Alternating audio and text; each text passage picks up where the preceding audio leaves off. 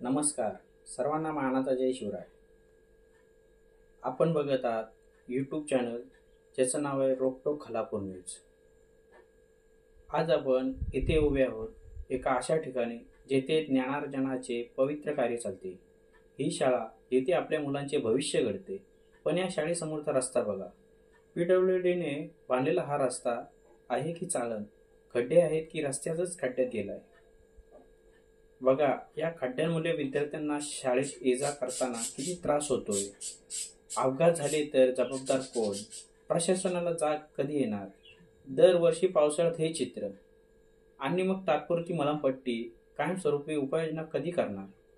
स्थानिक नागरिकांना रस्त्याचा त्रास होतो. मुलांना शाळेत पाठवताना भीती वाटते. गाड्यांचे अपघात होतात.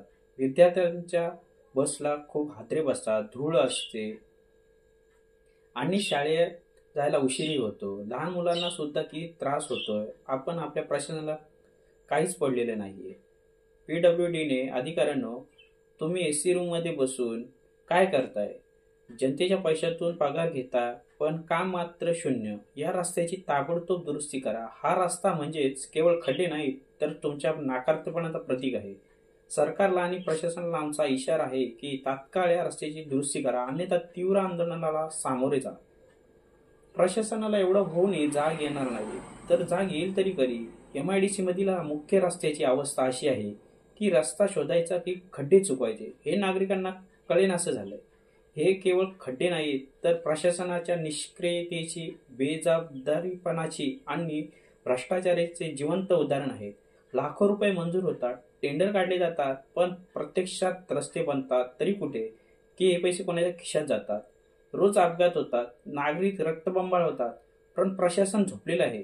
मंत्र्यांच्या आणि अधिकाऱ्यांच्या बंगल्यासमोरचं मात्र चकचकीत रस्ते दिसतात.